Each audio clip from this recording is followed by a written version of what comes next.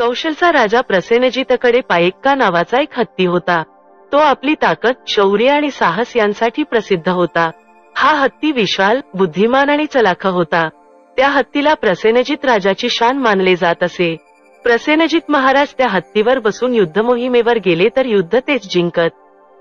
त्यावेळी कुठलेच सैन्य त्यांना हरवू शकत नव्हते अशी त्याची ख्याती होती.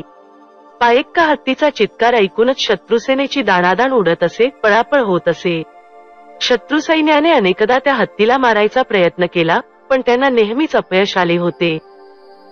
कालांतराने हा हत्ती आणि त्याचा माहूतही वृद्ध झाल्याने सेवानिवृत्त झाला. एकदा हा हत्ती तलावात डुंबायला गेला आणि दलदलीत फसला.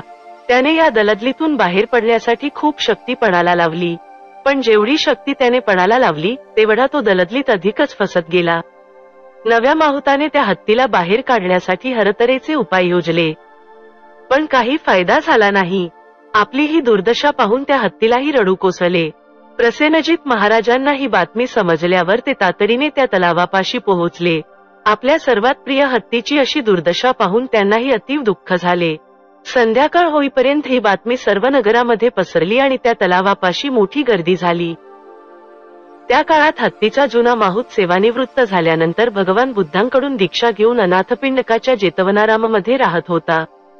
त्यावेळी तो बुद्धांचे प्रवचन ऐकत होता.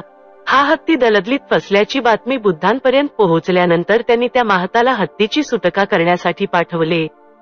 त्या हत्तीला दलदलीत असे अडकलेले पाहून माहुताला सुरुवातीला हसू आले. प्रथम तो खळखळून हसला, नंतर त्याने युद्धाचा बिगुल वाजवण्यास सांगितले. रणवाद्याचा आवाज ऐकून तो हत्ती एवढ्या जोरात चित्कारला की त्याचा आवाज त्या सगळ्या परिसरात निनादला. तेथील लोकांनी खूप वर्षांनी हत्तीचा असा चित्कार ऐकला, आणि काय आश्चर्य, तो हत्ती चित्कारतच चपळपणे आपल्या खास शैलीत त्या दलदलीतून असा बाहेर पडला, जणू त्या तलावात दलदल नव्हतीच. त्या गर्दीत बुद्धांचे काही भिक्षूही होते. त्यांनी भगवान बुद्धांना त्या माहुताच्या हसण्याचे आणि बिगुल वाजवण्यामागचे कारण विचारले. त्या दिवशी बुद्धांनी याच घटनेचा आधार घेत सर्वांना मार्गदर्शन केले. त्यांनी सर्वांना समजावून सांगितले, तो माहूत यासाठी हसला की या महान हत्तीची ख्याती शेकडो मैल दूरवर पसरली आहे. तरीही तो हत्ती अडकला कुठे, तर एका तलावाच्या दलदलीत. शिवाय आपण महान हत्ती आहोत, आजवर अनेक युद्ध जिंकलेली, याचं त्या हत्तीला विस्मरण तरी कसं झालं? त्या हत्तीला आपला मूळ स्वभाव आठवावा म्हणून बिगुल वाजवायला सांगितलं गेलं. बिगुलाचा आवाज ऐकून आपण दलदलीत फसलो आहोत, याचंच त्या हत्तीला विस्मरण झालं.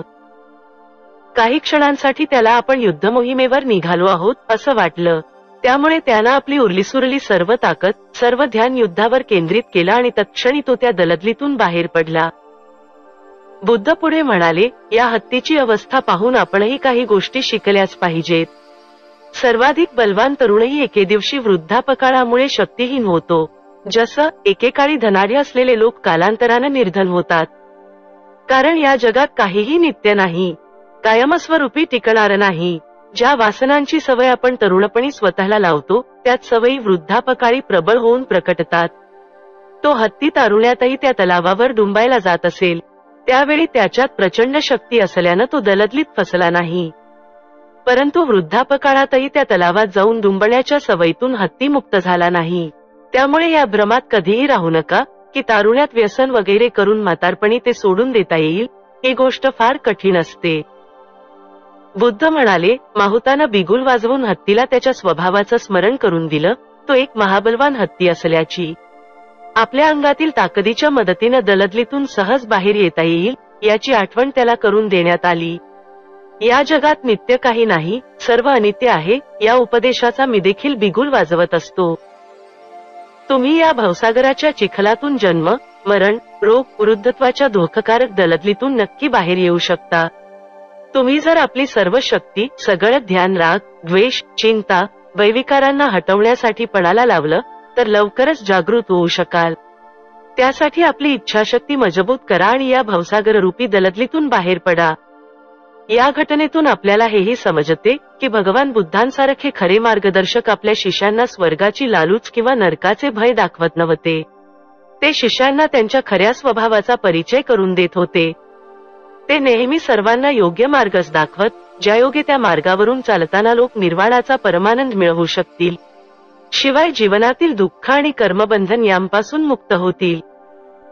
Follow our podcast Buddha Dhamma in Marathi.